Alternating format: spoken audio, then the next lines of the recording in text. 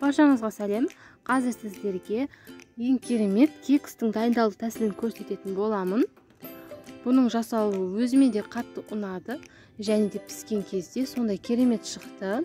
Енді тек қана осы рецептпен жасайтын боламын. Алдымен жұмыртқаларымызды жарып, қант қосып, жақсылап қант ерігенше көпіртіп аламыз.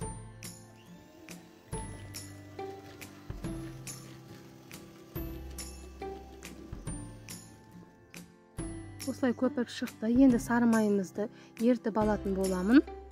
Неге осылай сұйық қылып қосамын. Және де айран қосамын. Тағы да жақсылап миксерлеп аламыз.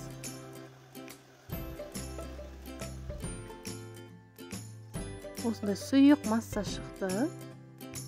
Менің кекс пісіретін формам темір болғандықтан оны қазірден бастап қыздырып қоямын. Егер силиконий форма болса, қыздырудың қажеті жоқ. Ас содасын салып, оны да жақсылап миксерлеп аламыз. Енді ұнымызды екіге бөліп саламыз.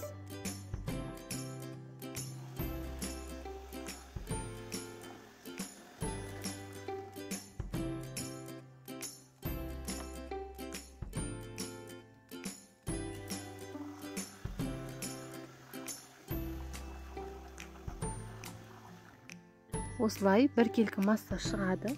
Енді сіздерге лайфхак, егер ішіне салған мейізіміз бен жаңғағымыз езіліп кетпеу үшін, осылай бір ас қасық ұн қосып, жақсылап араластырып қоямыз. Содан кейін оны салған кезде езіліп кетпейді. Міне формам қызып тұр. Енді осылай май жағып шығамыз, барлық жеріне біркелкі етіп жабысып қалмау үшін.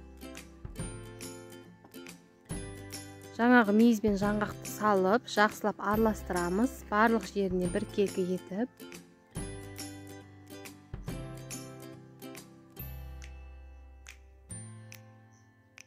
Енді формаға барлығын құйып шығамыз.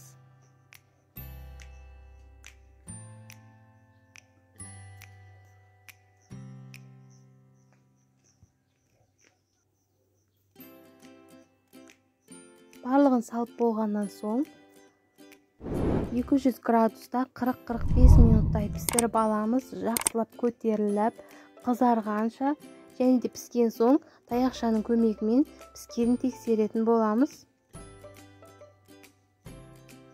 Пештен қазір ғана шығардым, ыбысты толықтай суытып аламыз. Қазір төңкеретін боламыз. Вау, күшті шыққан. Және де күшті көтеріліп, барынша көтерілген. Видінің өзі керемет тәбет тартатындай болып тұр. Қазір кесіп көрсетем. Кесіп жатқанның өзінде үлбіреп жұмсақ болып тұр. Мұны қараңыздаршы, сондай жұмсақ, әрі өте әдемі. Қонаққа барғанда, қонақ шақырғанда пісірсеңіздер өте керемет болады. Қазір бірге дәмін көретін боламыз.